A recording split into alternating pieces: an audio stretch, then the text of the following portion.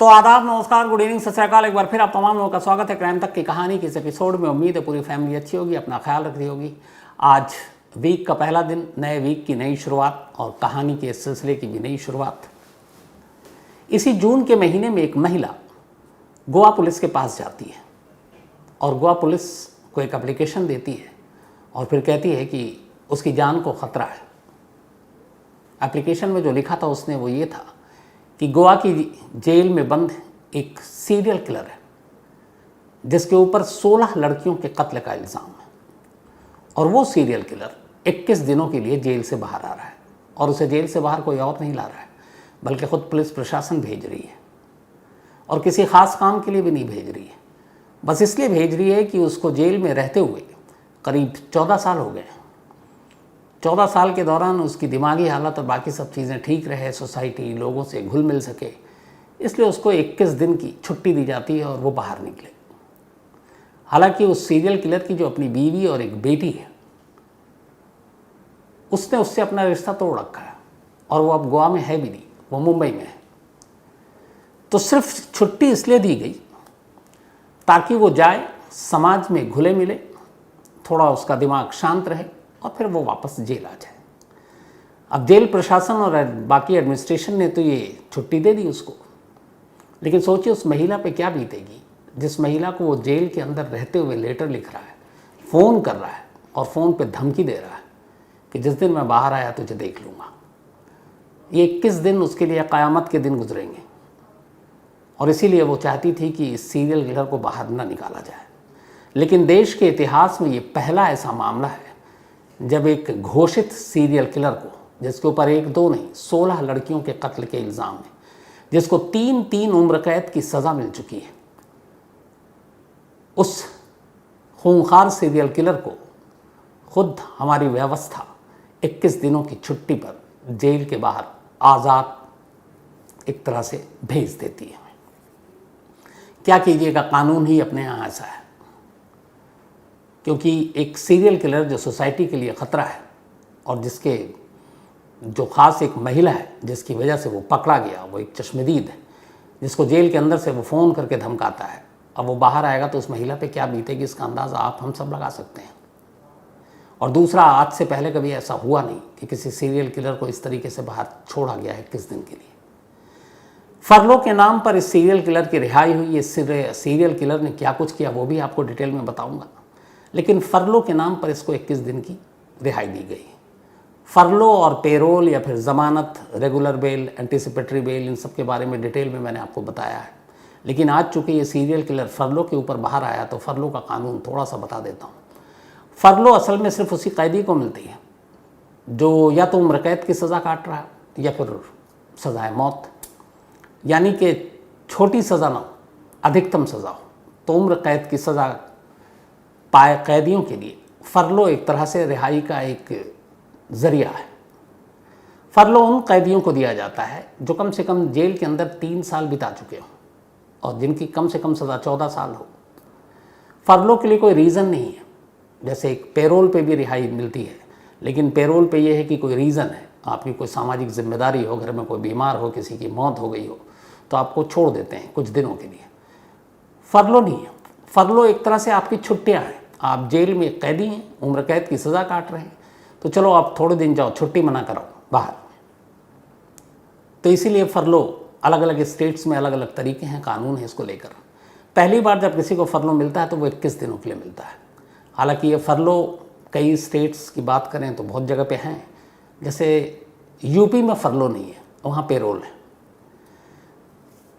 तो महानंद नायक, गोवा के इतिहास का सबसे खूंखार सीरियल किलर जिसके सर 16 लड़कियों के कत्ल के इल्ज़ाम, वही महानंद नायक 15 जून को फरलो पर रिहा होता है और अगले 21 दिन यानी 5 जुलाई तक वो गोवा में घूमेगा, आज़ाद रहेगा। हालांकि सिर्फ शर्त इतनी है कि हर दूसरे दिन उसको गोवा के एक पुलिस स्टेशन में जाकर दस्तखत करना है। गोवा में एक सेंट जेवियर एकेडमी है जिनकी हैंडीकैप्ड का इंस्टीट्यूट है, ये वहीं रहेगा अगले 21 दिनों तक। और उसकी वजह ये है कि इस इंस्टीट्यूट की जो कर्ता धर्ता है मिस्टर मैवरिक फर्नांडिस, उन्होंने इसकी जिम्मेदारी ली है, या एक तरह से कहें कि उन्होंने कहा है कि ठीक है इसको फरलो पे आप भेजिए, जो भी कानूनी कागजात पे साइन करना है या जो भी अमाउंट देना वो मैं दूंगा। तो मिस्टर फर्नांडिस की एश्योरिटी पर महानंद नायक जेल से बाहर 21 दिन बिता रहा है। आज 26 जून हो गए, लगभग 11 दिन, अभी भी 5-4-9 दिन के करीब वो और आज़ाद घूमेगा। कौन है ये महानंद नायक और कैसे एक देश के सीरियल किलर को पहली बार 21 दिन जेल के बाहर छुट्टियां मनाने की इजाज़त दी गई? तो पूरी कहानी ये है कि महानंद नायक गोवा में कभी रिक्शा चलाया करता था। उसकी एक बीवी और एक 3 साल की बेटी हुआ करती थी। बात 1994 की है। 1994 में महानंद नायक ने पहला कत्ल किया था। इसके बाद साल बीतते रहे और उसके कत्ल की तादाद बढ़ती रही। करीब 14 सालों तक अगले 94 से लेकर 2009 तक उसने एक के बाद एक लड़कियों के कत्ल किए। इधर महानंद नायक से अलग गोवा की पुलिस एक ख़ास वहाँ पे इलाका है पोंडा। उस पोंडा इलाके के इर्द गिर्द बहुत सारी लड़कियाँ जिनकी उम्र करीब 25 से 35 साल के दरमियान है, वो गायब होती रहीं। घर वाले कंप्लेंट लिखाते रहे, कुछ लाशें भी मिली, लेकिन पुलिस उन कड़ियों को जोड़ नहीं पाई और उन मिसिंग लड़कियों की पहेली को सुलझा नहीं पाई। मामला चलता रहा।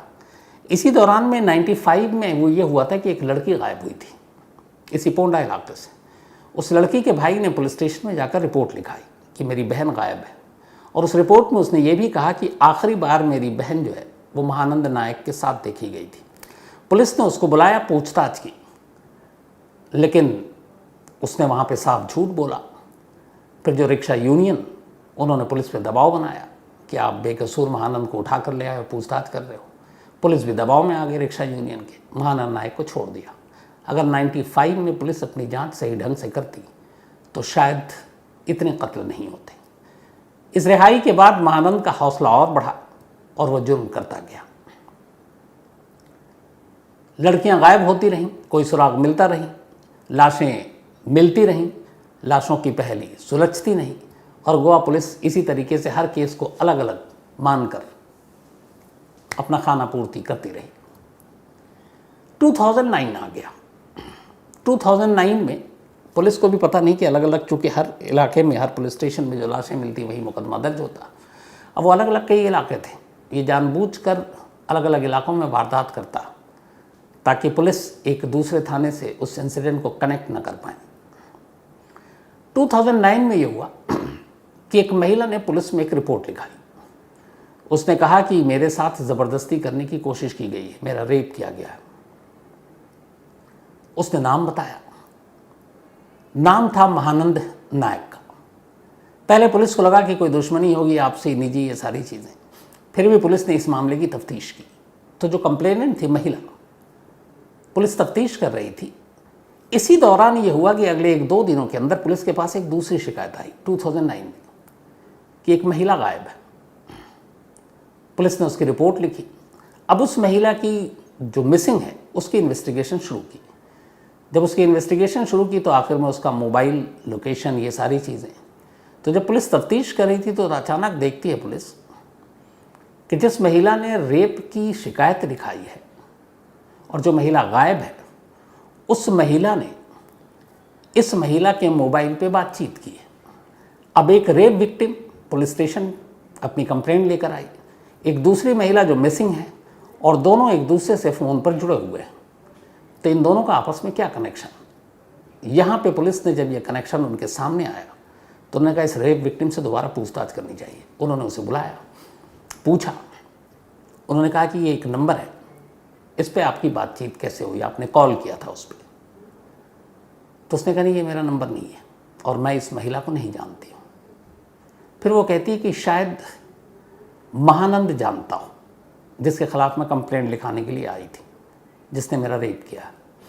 अब पुलिस ने पहली बार ज़ीरो इन किया महानंद को, क्योंकि कनेक्शन जुड़ रहा था। महानंद को पुलिस लेकर आई। जब तफ्तीश हुई तो पता चला कि जिस महिला ने महानंद पर रेप का इल्ज़ाम लगाया है वो महिला महानंद की वाइफ की सहेली है। वाइफ से पूछताछ की गई तो पता चला कि हाँ वो उसकी सहेली है, लेकिन वाइफ को ये पता नहीं कि उसके पति ने उसके साथ क्या किया। अब पुलिस ने महानंद को फिर से उठाया। जब उठाया तो पुरानी हिस्ट्री खंगाली तो पता चला 95 में भी एक महिला गायब हुई है। तब भी उसके भाई ने कहा था आखिरी बार ये देखा गया साथ, लेकिन तब पुलिस ने उसके खिलाफ कोई कार्रवाई नहीं की, छोड़ दिया। लेकिन इस बार एक कंप्लेनेंट थी जो रेप की शिकायत लिखा रही थी, और एक महिला गायब थी जिसका उस महिला के साथ फ़ोन पे जो सबूत है वो इस्टेब्लिश हो रहा था। पुलिस ने इसके बाद महानंद नायक को उठाया। 2009 की बात है ये। अब इस बार पुलिसिया तरीके से उससे पूछताछ की गई। पुलिस उस मिसिंग महिला की कड़ी को ढूंढने की कोशिश कर रही थी, लेकिन इस पूछताछ में जब महानंद नायक ने, जब उसे लगा कि एक तरफ रेप का इल्ज़ाम है, दूसरी तरफ एक गुमशुदा महिला जिसका फ़ोन का कनेक्शन उसके साथ जुड़ रहा है, शायद वो बचेगा नहीं, फिर उसने पूरी कहानी सुनाई। इस कहानी को सुनकर खुद गोवा पुलिस के पैरों तले ज़मीन खिसक गई। उन्हें लगा वो एक मामूली रेप के केस को इन्वेस्टिगेट कर रहे हैं, उन्हें लगा एक गुमशुदा महिला के केस की तफ्तीश कर रहे हैं। उन्हें नहीं मालूम था कि वो एक साथ इस महानंद नायक से पूछताछ के बाद गोवा के सबसे बड़े सीरियल किलर से पूछताछ कर रहे हैं। महानंद नायक ने जो पुलिस के सामने कबूल किया वो पूरी कहानी ये थी कि वो गोवा में रिक्शा चला रहा था। सदर्न गोवा में पोंडा इलाका है, एक बीवी थी और एक बेटी, सब कुछ ठीक चल रहा था। लेकिन तभी रिक्शा चलाते हुए बहुत सारी अकेली महिलाओं को भी उसने एक मंजिल से दूसरे मंजिल तक पहुंचाया, और इसी दौरान उसकी कई बार नीयत ख़राब हुई। फिर उसने धीरे धीरे जो महिलाएं उसके रिक्शे पे बैठती उनसे बातें करता। ख़ास तौर पर उसकी नज़रें होती उन लड़कियों पर जिनकी उम्र 25 से 35 साल के दरमियान हो। रिक्शे पे बैठाता, उनसे गप्पे मारता। इसके बाद धीरे धीरे वो उनका भरोसा जीतता। जब वो भरोसा जीत लेता तो फिर, और वो सारी लोअर मिडिल क्लास की सारी लड़कियां, फिर उसके बाद वो उनसे फ़ोन पे बातचीत करना शुरू करता, और हमेशा अपना नाम ये गलत बताता, नए नाम के साथ। कुछ को बिना रिक्शे वाला बनकर मिला, कहीं इधर उधर जाता, मंदिर में जाता, वहाँ देखता कि दर्शन के लिए लड़कियाँ आ रही हैं, तो उसकी नज़र सिर्फ 25 से 35 साल की उम्र की लड़कियों पर होती। फिर वो उनके करीब जाने की कोशिश करता, उनसे दोस्ती करता, उनका भरोसा जीतता। अपने बारे में बताता कि मैं यहाँ फ़लाने जगह कोई प्राइवेट जॉब कर रहा हूँ, कुंवारा हूँ, घर वाले शादी का दबाव डाल रहे हैं। और इसके बाद धीरे धीरे वो लड़की का भरोसा जीतने के बाद फिर कहता क्यों ना हम लोग शादी कर लें। अब लड़की भी देखती कि एक ठीक ठाक लड़का और अपने कद काठी चेहरे से भी बुरा नहीं, और वो लड़कियों की जो बैकग्राउंड और माली हालत, उन्हें लगा कि इतना अच्छा लड़का शायद हमारे घर वाले भी ना ढूंढे, तो वो भी उसके बातों में और उसकी झांसों में आ जाती। इसके बाद कुछ दिनों की मुलाकात के बाद जब वो पूरी तरह से उन लड़कियों को अपने चंगुल में फंसा लेता, फिर एक रोज़ मौका देखते ही अब वो अपने जो प्लान का अगला हिस्सा है उस पर अमल करता। अचानक एक दिन वो कहता कि देखो मेरे घर वाले मुझ पर शादी का बहुत दबाव डाल रहे हैं, और मैं तुम्हारे अलावा किसी से शादी करना नहीं चाहता, लेकिन हमारे घर वाले जो है वो पुराने ख्याल और मिजाज के हैं, बिना उनके आशीर्वाद के भी मैं शादी नहीं कर सकता।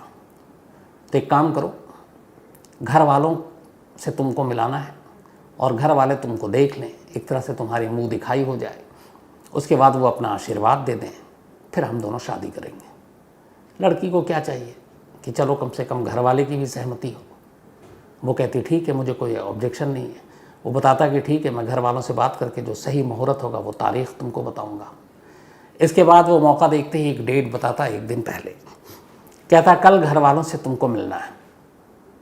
तो हमारे यहाँ जो रस्म है उसके हिसाब से घर की होने वाली बहू सज धज कर आती है, तो तुम सज धज कर आना।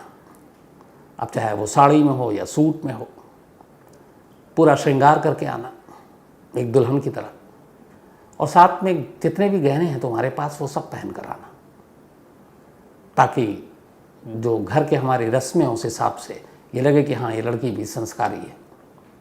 लड़की और खुश हो जाती कि अच्छा परिवार मिला है। इसके बाद बताई हुई तारीख पे वो लड़की चुपचाप अपने घर से निकलती। कई बार घर से ही सच समझ कर निकलती, कई बार घर से सारे कपड़े गहने बाकी चीज़ें लेकर निकलती, और फिर उससे मिलती। और किसी सुनसान जगह पर वो कहता कि चलो तुम अब सज धज लो, क्योंकि घर के बड़े बुज़ुर्ग हमारे माँ बाप तुमको देखेंगे, आज हमारा रिश्ता पक्का होगा। तो जब किसी सुनसान जगह पर ले जाता और वो तैयार हो जाती, इसके बाद उसी के अगर उसने सूट पहन रखा तो दुपट्टे से, या साड़ी पहन रखी है तो उस साड़ी के किसी एक सिरे को पकड़कर उसका गला घोंट देता। गला घोंटने के बाद वो उसके सारे गहने अपने पास रख लेता, उसके सारे कपड़े उतार लेता ताकि कोई शिनाख्त की चीज़ न बचे। फिर लाश को यूं ही छोड़ देता और वहाँ से निकल लेता। गहनों को अपने इलाके से बहुत दूर जाकर अलग अलग बहुत से सुनार हैं जो चोरी के जेवर खरीदते हैं, उनको बेच देता, उनसे पैसे लेता। और इस तरीके से उसने एक के बाद एक कत्ल करने शुरू किए। इत्तेफाक से फिर 2003 आ गया। अब तक वो बहुत सारे कत्ल कर चुका था। जो रिक्शा वो चलाता था वो अब पुराने हो गए। जब पुराना हो गया तो उसने रिक्शा भी छोड़ दिया, अब वो घर पर रहता। उसकी बीवी जो है वो नौकरी करती थी, एक सरकारी स्कीम थी उसके तहत, उसमें पढ़ी लिखी थी उसकी बीवी।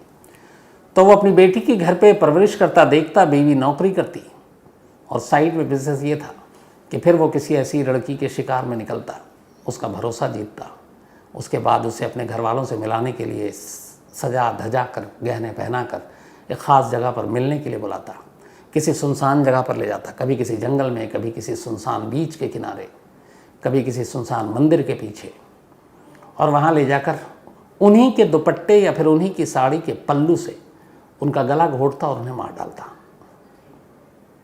एक एक कर ये कत्ल करता रहा। यहाँ पुलिस का जुरिसडिक्शन अलग था, तो कभी कहीं और इलाके से लाश मिलती, कहीं किसी और इलाके से लाश मिलती। पुलिस उन कड़ियों को जोड़ नहीं पाई। बहुत सारे घर वालों ने तो कंप्लेंट भी नहीं की, उन्हें लगा कि लड़की बालिग है, बड़ी है, और शायद जो बहुत सारे ऐसी जगहों पे हमारे यहाँ एक माहौल भी बना हुआ है कि शायद उसने किसी से प्यार किया और लड़के के साथ भाग गई। तो इस लोअर मिडिल क्लास में एक सबसे बड़ी प्रॉब्लम यही होती है कि इज़्ज़त के डर से या फिर बाकी चीज़ों से वो पुलिस के पास नहीं जाते, ना पड़ोसियों को बताते हैं, बल्कि पड़ोसी पूछे भी कि हाँ तुम्हारी बेटियाँ, तो कह देते हैं चली गई, वो नौकरी करने के लिए दूसरे शहर चली गई या कुछ और करने। लेकिन वो खुद पुलिस के पास नहीं जाते परिवार के लोग, ताकि उनकी बेइज्जती अब ना हो, और वो चुपचाप सब्र कर लेते हैं। या फिर ये लगता है कि कभी ना कभी शादी करने के बाद लौट कर आएगी, पर उन्हें क्या मालूम उनकी बेटियों के साथ क्या हुआ है। तो इस तरीके से एक एक कत्ल करता रहा और उनके गहने उतारता रहा, उन्हें बेचता रहा और अपना घर चलाता रहा। बीवी को भी पता नहीं, बेटी को भी पता नहीं। करीब 14 साल तक उसने ये काम किया। 14 साल के बाद 2009 में उसके घर उसकी बीवी की सहेली आया करती थी। बीवी चली जाती थी काम पर, ये घर में बेटी की देखभाल करता। सहेली के ऊपर इसकी नीयत डोल गई और फिर इसने सहेली के साथ ज़बरदस्ती करने की कोशिश की, बट उस सहेली ने हिम्मत दिखाई और उसने जाकर पुलिस में कंप्लेंट कर दी। उस सहेली की कंप्लेंट के साथ साथ एक दूसरी महिला गायब हो गई। उसकी कंप्लेंट भी इत्तेफाक से उसी पुलिस स्टेशन में लिखी गई और उस गुमशुदा महिला की कॉल डिटेल से पता चला कि जो रेप विक्टिम है उन दोनों का कनेक्शन है, क्योंकि जिस महिला जो गुम हुई थी वो उसका आखिरी शिकार थी। महानंद ने उसका भी इसी तरीके से कत्ल किया था, शादी का झांसा देकर। और अमूमन वो करता यह था कि अपनी हर शिकार के फ़ोन को वो फेंक देता था। लेकिन उस महिला के जो लास्ट उसकी शिकार थी, उसका शिकार करने के बाद, उसको मारने के बाद, उसने उसके मोबाइल से अपनी बीवी की सहेली को फ़ोन किया ताकि वो उससे बात कर सके और वो उसके करीब जा सके। नंबर अननोन था, उसे ये भी डर था वो कंप्लेंट ना कर दे, और इस चक्कर में वो फ़ोन जो है कॉल डिटेल रिकॉर्ड में आ गया। और इधर उसने फिर रेप किया, और ये भी उसे उम्मीद नहीं थी कि ये पुलिस में कंप्लेंट करेगी, लेकिन वो हिम्मत वाली थी, उसने कंप्लेंट कर दिया। और इस तरीके से महानंद पहली बार 14 साल में पकड़ा गया और पुलिस ने भी उसे गिरफ्तार किया था सिर्फ और सिर्फ एक रेप के इल्ज़ाम में। लेकिन उस गुमशुदा महिला के बारे में जब तफ्तीश शुरू हुई, कॉल डिटेल सामने आया, तो फिर ये रेप का मामला और उस गुमशुदा महिला का मामला सीधे सीधे 16 लाशों की कहानी बयान कर गया। हालांकि गोवा पुलिस को तब भी यकीन नहीं था कि ये गिनती शायद 16 है, क्योंकि 14 लंबे साल थे। उन्हें लगता था कि कत्ल की जो गिनती है वो इससे भी ज़्यादा है, क्योंकि शुरुआत में महानंद ने खुद गुमराह किया। कभी उसने कहा 3 कत्ल किए, कभी 4, कभी 5, और कई बार वो कहता है कि ये तो शायद 30 से भी ज़्यादा है। लेकिन ऐसे केसों में जो बहुत पुराने हों, पुलिस के लिए भी सबूत जुटाना इतना आसान नहीं होता है। इसका अंदाज़ा इससे भी लगाइए कि 16 कत्ल के जो मामले उसके ऊपर डाले गए, उसमें से 3 में तो उसको उम्र कैद की सज़ा हुई, लेकिन 7 में वो बरी भी हो गया, क्योंकि पुलिस उन 7 गुमशुदा लड़कियों के केस की जो सबूत है वो अदालत के सामने नहीं रख पाई। जबकि बाकी महिलाओं का मामला अब भी अदालत में विचाराधीन है और चल रहा है ट्रायल। लेकिन 14 साल महानंद ने जेल के अंदर काट लिए। इन 14 सालों के दौरान यूपी, बिहार, दिल्ली में तो आपको कई बार आपने सुना तिहाड़ से लोग फ़ोन कर रहे हैं। इस महिला ने जो अपनी कंप्लेंट दी है, जब इसको अभी 15 जून को फरलो पर रिहाई का आदेश मिला तो वो सीधे गोवा पुलिस के पास गई और उसने कहा ये शख्स मुझे बरसों से जेल के अंदर से फ़ोन कर रहा है। तो अब ये भी देखें कि गोवा की जेल भी हमारे देश की बाकी जेलों की हालत उसकी वैसी ही अलग नहीं है कि एक उम्र कैद की सज़ा पाया हुआ कैदी जेल के अंदर से मोबाइल पर एक रेप विक्टिम जिसकी गवाही पर उसको सज़ा हुई, जो पकड़ा गया, फिर ये पूरी सीरियल किलिंग की कहानी खुली, सीरियल किलिंग की, वो उसको अंदर से धमका रहा था कि जब मैं बाहर आऊँगा तुझे देख लूँगा। वो अंदर से उसको लेटर लिखता था धमकी भरे। और अब देखिए कि वो बाहर आ गया और वो महिला मतलब डर डर कर अपनी ज़िंदगी गुजार रही है। हालांकि गोवा के डीजीपी ने कहा है कि लोकल पुलिस को उन्होंने इन्फॉर्म कर दिया कि वो उसकी सिक्योरिटी देखें। महिला कांस्टेबल भी दे दी गई है ताकि वो उसके इर्द गिर्द रहे। दूसरा, महानंद के ऊपर भी इन 21 दिनों में नज़र रखी जाए। और तीसरा, सबसे हैरत की बात यह है कि जिन मिस्टर मावरिक फर्नांडिस जो एक तरह का सामाजिक कार्य करते हैं, उनकी पहल पर या उनकी एश्योरिटी पर, उनके आश्वासन पर जो 21 दिनों के लिए बाहर आया है, वो कैसे एक सीरियल किलर को इस तरीके से बाहर लाने में मदद कर सकते हैं, इसके बारे में कुछ मीडिया के लोगों ने उनसे सवाल किया। तो मिस्टर फर्नांडिस का कहना था कि फ़िलहाल मैं कुछ नहीं कहूँगा, अभी वो मेरे यहाँ है, मेरे इंस्टीट्यूट में है। 21 दिन की आज़ादी जिस दिन ख़त्म होगी और वो वापस जेल जाएगा, तब मैं आप लोगों को बताऊँगा कि मैंने उसकी सिक्योरिटी क्यों ली, मैंने क्यों उसको अपने यहाँ रखने दिया।